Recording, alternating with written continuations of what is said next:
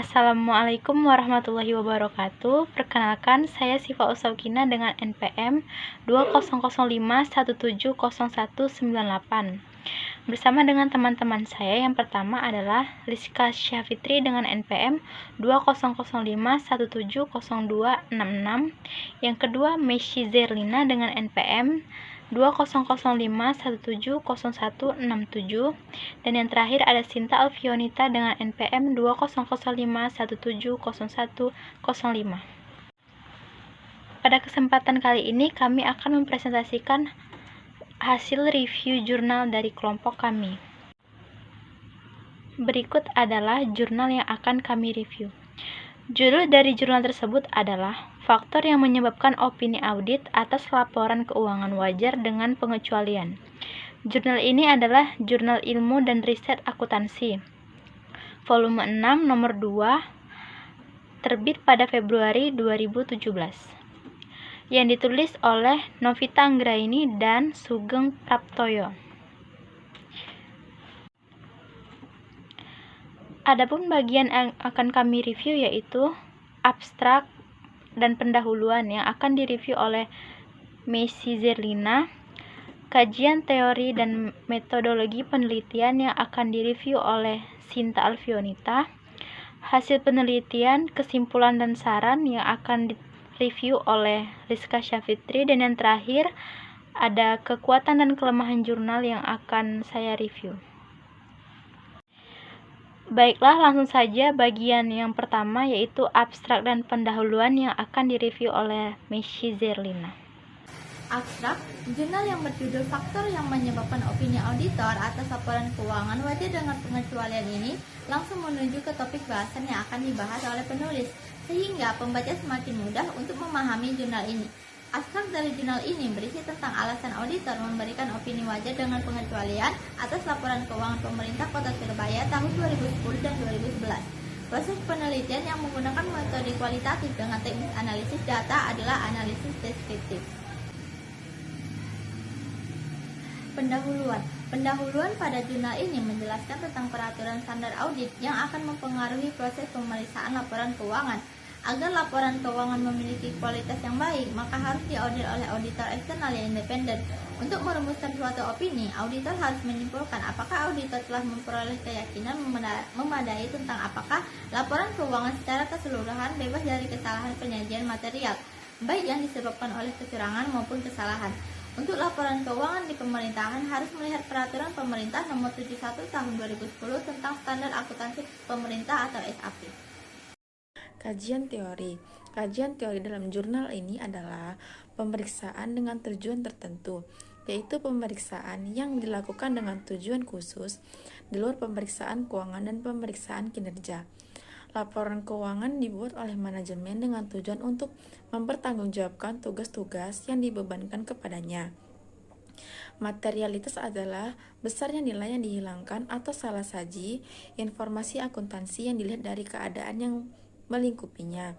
Dalam sektor publik, materialitas tidak hanya dinilai dari segi kuantitatif tetapi kualitatif, terutama terkait dengan tingkat kepentingan para pihak terhadap laporan keuangan pemerintah. Auditor sebagai pihak independen dalam pemeriksaan laporan keuangan suatu entitas akan memberikan opini atas laporan keuangan yang diauditnya. Metode penelitian dalam jurnal ini menggunakan metode kualitatif, yaitu dengan objek penelitian di pemerintah Kota Surabaya, termasuk di dalamnya kondisi keuangan perusahaan dan hal lain yang berhubungan dengan perusahaan serta karyawan yang bersangkutan. Di sini saya akan membacakan hasil penelitian. Hasil penelitian dalam jurnal ini adalah laporan keuangan pemerintahan Kota Surabaya. Pemerintah Kota Surabaya dalam penyusunan dan pelaksanaan anggaran, program maupun kegiatan telah mengacu pada Peraturan Menteri Dalam Negeri Nomor 13 Tahun 2006 tentang Pedoman Pengelolaan Keuangan Daerah.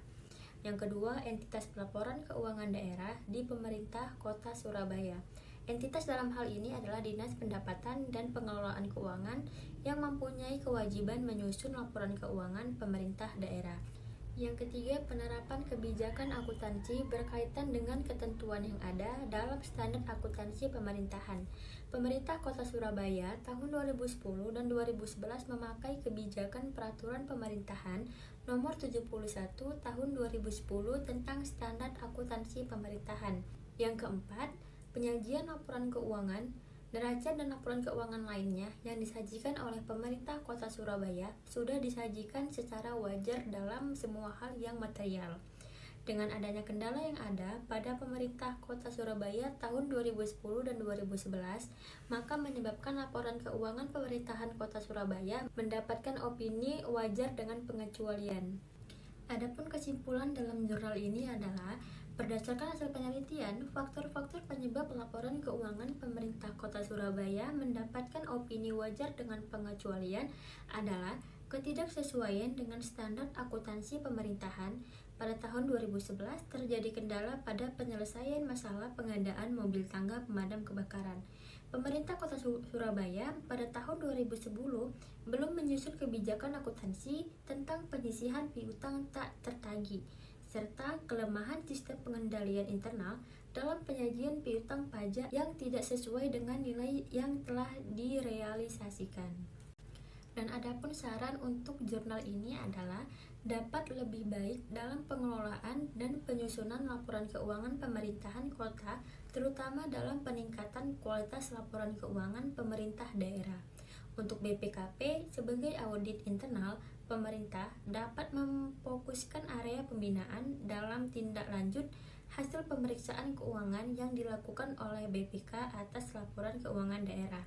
Dan untuk BPK Republik Indonesia sebagai auditor eksternal pemerintah dapat menjadi masukan dalam melakukan pemeriksaan keuangan atas laporan keuangan pemerintah daerah, khususnya dalam menetapkan tingkat risiko audit. Yang selanjutnya adalah kekuatan dan kelemahan jurnal. Untuk kekuatannya, yang pertama adalah abstrak yang dipaparkan cukup menyeluruh dan sangat mudah dipahami oleh pembaca.